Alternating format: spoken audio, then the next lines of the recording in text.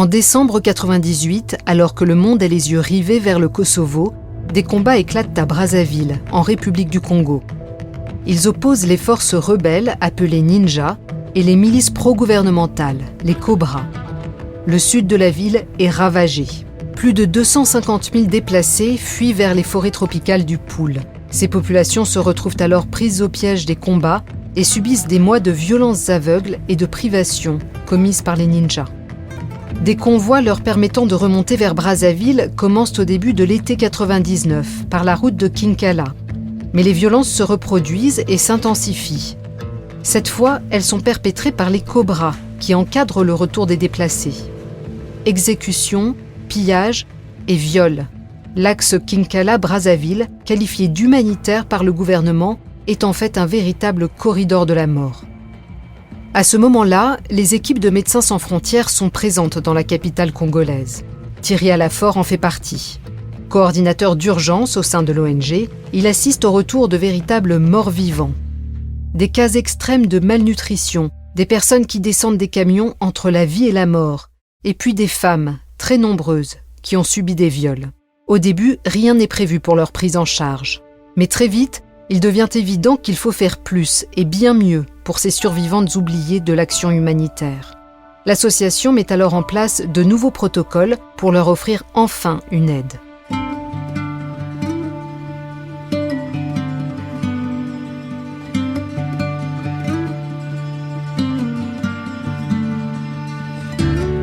Vous écoutez Première Ligne, un podcast produit par Europe 1 Studio pour les 50 ans de Médecins sans frontières.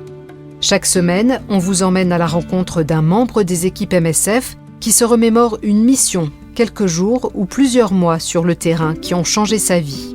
Dans cet épisode, Thierry Alafort, aujourd'hui directeur général de la section française de l'association, raconte les 7 mois qu'il a passés à Brazzaville à la sortie du corridor de la mort.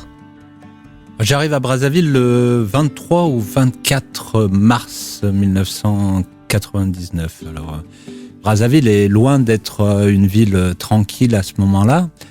On a énormément de miliciens de différentes forces en présence, beaucoup de miliciens gouvernementaux qui font énormément de pillages. J'ai un souvenir dans l'équipe, on les appelait les criquets parce que c'était des pillages qui ressemblaient à quand une bande de criquets descend sur une culture, ça veut dire qu'ils prenaient tout. C'est par ces miliciens que sont encadrées les populations de retour du Pool. À leur arrivée, elles passent par une zone de triage appelée le centre sportif. C'est là que se trouve l'équipe MSF. Il y a des jours où on a vu arriver des milliers de personnes. Alors c'est par vague, hein. Les gens arrivent beaucoup au mois de mai, ça va baisser un peu au mois de juin, et puis alors au mois de juillet, c'est extrême. Le gouvernement va pousser les gens aussi à rentrer. J'ai le souvenir du 31 juillet, je crois. Je vois arriver des milliers de personnes dans la rue, marchant, arrivant avec leurs baluchons, le peu de restants d'habits qui restent. C'est des gens, on a l'impression assez heureux d'être rentrés, mais aussi effarés, enfin avec les yeux dans le vide. Et quand on décomptera, on parle de plus de 7500 personnes qui arrivent ce jour-là. Alors on a les gens qui sont déjà dans les quartiers, qui font comme une haie un peu, on ne sait pas si c'est une haie d'honneur, de la curiosité, et tous ces gens-là qui apparaissent comme un peu des gens sortis d'ailleurs, des morts vivants, ils reviennent de l'enfer, quoi. On a 12, 13 minibus qui nous servent d'ambulance et ça va commencer très tôt le matin jusqu'à très tard le soir. On va répartir les gens dans les hôpitaux, dans les lieux de vie, dans les centres de nutrition. Et tout ça empreint de beaucoup de violence par les miliciens. J'ai un souvenir, je vois dans le centre sportif 2 cobras être prêts à se tirer l'un sur l'autre avec une kalachnikov juste pour un sac de charbon. Je me fais braquer à plusieurs reprises une arme dans le ventre. Enfin, c'est très violent. Nos équipes subissent énormément de violence, mais surtout, c'est la violence qui va être faite contre les populations, qui est vraiment en masse, vraiment. Quand on regarde ce qui s'est passé à Brazzaville, hein, on parle de plus de 250 000 personnes qui ont quitté la capitale, les retours avec toute la violence, la pénurie de nourriture et de soins, des dizaines de milliers de morts, on n'a pas de décompte correct. Et on voit très peu d'intérêt de la communauté internationale au global, des médias, des acteurs humanitaires, des MSF aussi. On ne sera pas une équipe énorme. Ça, je pense que c'est dû à l'actualité. Il y avait une actualité forte à ce moment-là qui était la guerre au Kosovo. Pendant les 7 mois qu'il passe à Brazzaville, Thierry ne voit qu'une poignée de journalistes. Pourtant, sur place, la situation est extrêmement grave. En plus des morts, des malnutris sévères, des malades, des milliers de femmes sont également violées dans le corridor de la mort. Il y a une histoire, moi, qui me revient vraiment, où il y avait un endroit, ce qu'on appelle un checkpoint, une barrière de miliciens, où il y avait un milicien que tout le monde surnommait le mauvais. Et apparemment, il portait très bien son nom et son habitude était, dès qu'un camion arrivait ou une colonne à pied arrivait, de séparer les femmes et les hommes, de mettre toutes les femmes d'un côté et d'en violer le maximum avec ces miliciens. Dès le mois de mai, quand les gens commencent à revenir, c'est évident que les viols sont massifs. Il y a un jour au mois de mai, je crois qu'on voit au centre sportif, si je me souviens bien, une quinzaine de femmes déclarant avoir été violées. Moi, j'assiste souvent à comment les femmes le disent, et c'est même assez surprenant parce que c'est très peu caché dans le centre sportif. Il y a une organisation qui s'appelle les Mamans Mopax qui font un peu de distribution de nourriture et qui s'occuperont aussi d'identifier. Et donc c'est assez naturellement qu'elles leur demandent: avez-vous été violé, par qui, où, comment, combien de fois? Et je me rappelle moi-même avoir accompagné, j'ai accompagné des femmes violées dans les ambulances, comme je vous le disais, des grands minibus qui nous servaient d'ambulance, avoir eu des discussions où elles se livraient assez facilement. C'est comme si c'était devenu une banalité horrible.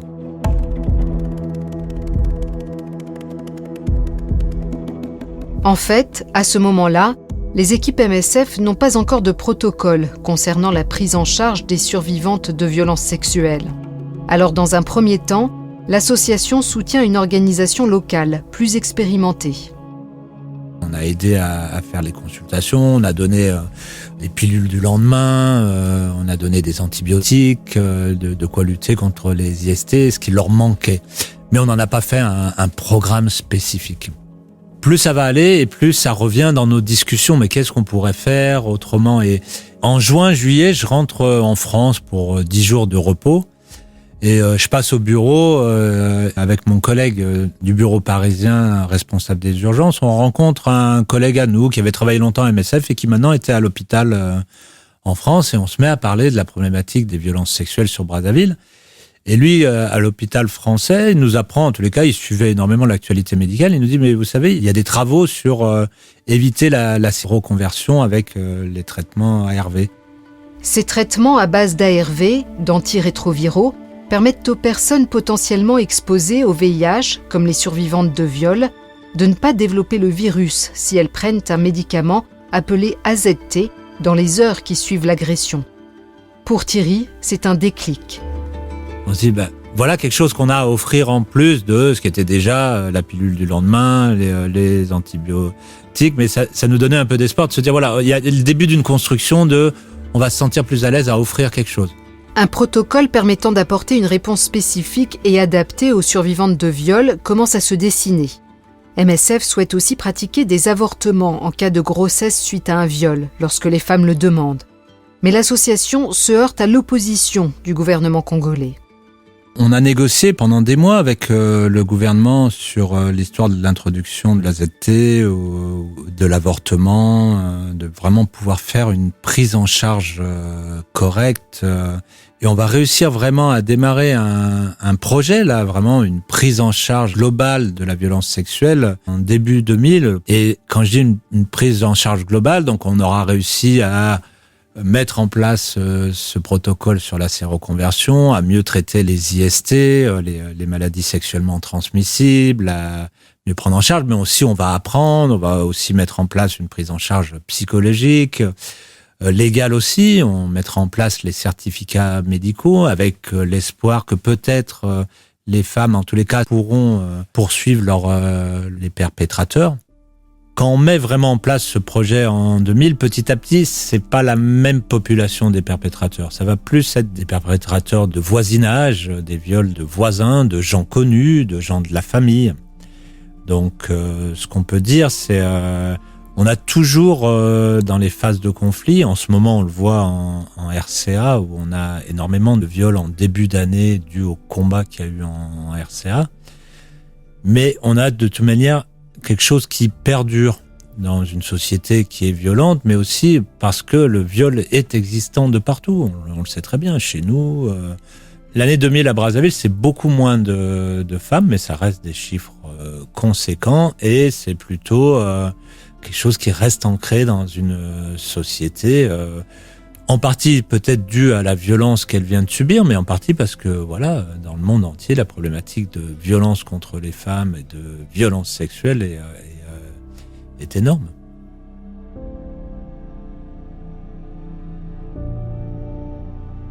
Même tardivement, on peut dire que ce projet à Brazzaville, c'est une de nos grandes innovations humanitaires et médicales de ces dernières décennies.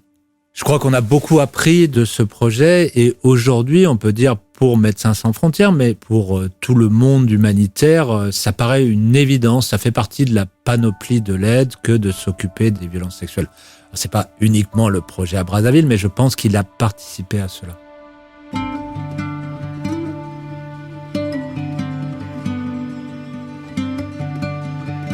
Le projet mis en place par MSF à Brazzaville pour une prise en charge globale des survivantes de viol va perdurer jusqu'en 2003. Cette année-là, l'événement Tika Bika Viol, ce qui veut dire non au viol, en Lari et en Lingala, est organisé dans la capitale. Des figurines à échelle humaine représentent les 650 femmes violées reçues dans le projet, sont installées dans la ville et des conférences sont organisées. L'une d'elles est patronnée par la première dame du pays, Antoinette Sassou Nguesso. C'est une preuve de la libération de la parole sur le viol dans la société civile congolaise et d'une reconnaissance de la nature systémique des violences sexuelles. Première ligne est un podcast produit par Europe 1 Studio pour Médecins sans frontières. Je m'appelle Assia Chiab, je travaille chez MSF et je vous ai raconté cet épisode.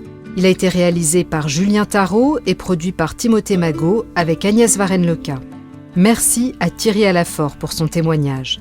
Merci aussi au service des archives d'Europe 1, Laetitia Casanova, Sylvaine Denis, Sabrina Janson et Benoît Muckensturm pour leur travail sur l'ensemble de cette série. Vous pouvez nous suivre sur Apple Podcast, y laisser des commentaires et des étoiles sur le site de MSF, d'Europe 1, sur Google Podcast, Deezer, Spotify et toutes vos plateformes d'écoute. À bientôt!